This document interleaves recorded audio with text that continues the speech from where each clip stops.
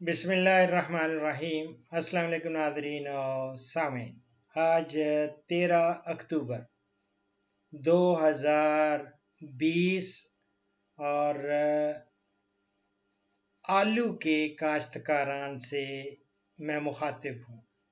आलू के काश्तकारान से गुजारिश है कि अक्टूबर का महीना ये आलू की काश्त का बेहतरीन सोइंग सीज़न गर्दाना जाता है और जो आलू की ताज़ा फसल है ना, वो आलू बतौर बीज इस्तेमाल नहीं करना चाहिए।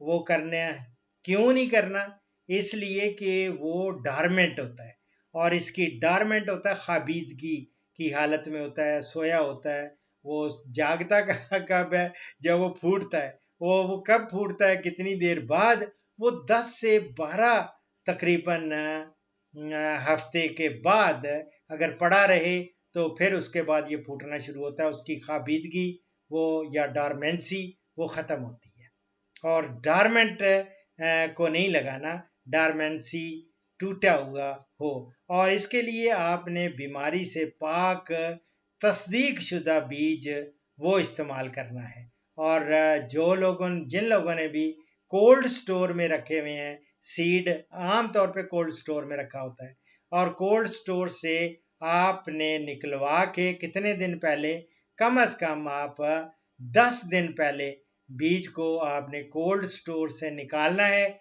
और कोई सायादार जगह पे फैला देना है, रख देना है, ताकि वो एक तो चूंकि कोल्ड स्टोर में दर्जा हरारत होता है 4 डिग्री सेंटीग्रेड और बहुत थोड़ा वो दर्जा हरारत होता है, बाहर ज़्यादा है 20-25 ये डिग्री सेंटीग्रेड तो चल रहा है। और मेरी जान इस तरह है कि आपने उसको जब रखेंगे किसी सायादार जगह पे और कोल्ड स्टोर के बाहर 10 दिन तक ये पड़ा रहेगा।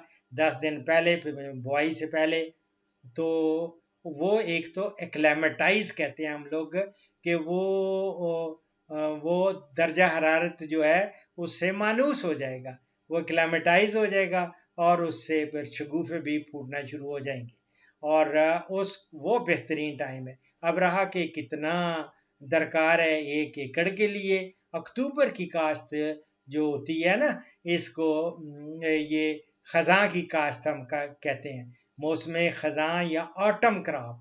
ये मौसम खज़ां की फसल है। इसके लिए हम सीड रेट को 1200 से लेके 1400 किलोग्राम फी एकड़ ये रिकमेंड करते हैं।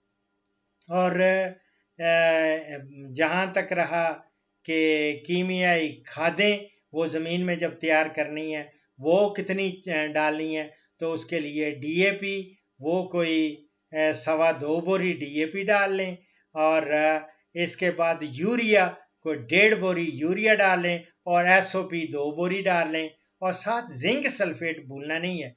जो 21% वाला जिंक सल्फेट है वो 10 किलोग्राम या नाइट्रोफास, ये अगर ये चीज़ें डाल लें, या फिर अगर आपने डीएपी वगैरह नहीं तो दूसरा क्या है, दूसरा कॉम्बिनेशन है नाइट्रोफास। नाइट्रोफास 5 बोरी, एसओपी 2 बोरी और जिंक सल्फेट 21% वाला 10 किलोग्राम फी एकड़ वो बवक्त काश्त आपने इस्तेमाल करना है। बाकी रहा कि इसकी डॉक्टर कई पूछते रहते हैं डॉक्टर साहब कौन सी वैरायटीज़ हैं। मैंने बेशुमार प्रोग्राम्स में मैंने आपको वैरायटीज़ दे रखी हैं, लेकिन फिर भी एक दफ़ा फिर तजदीद कर लेते हैं कि इसके लिए वैरायटीज़ एक तो कार्डिनल है, कार्डिनल है, इसी तरह डायमंड है, पुरानी वैरायटीज़ है।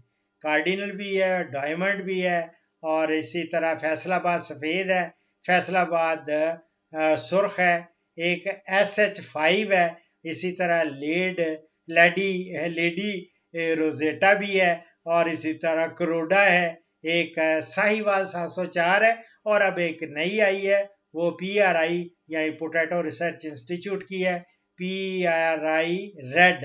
ये जो इनका तस्दीक शुदा सर्टिफाइड सीड लें और वो आप उसकी बुआई करें और पूरी प्रोडक्शन टेक्नोलॉजी मैंने दे रखी हैं मेरे प्रोग्राम्स में।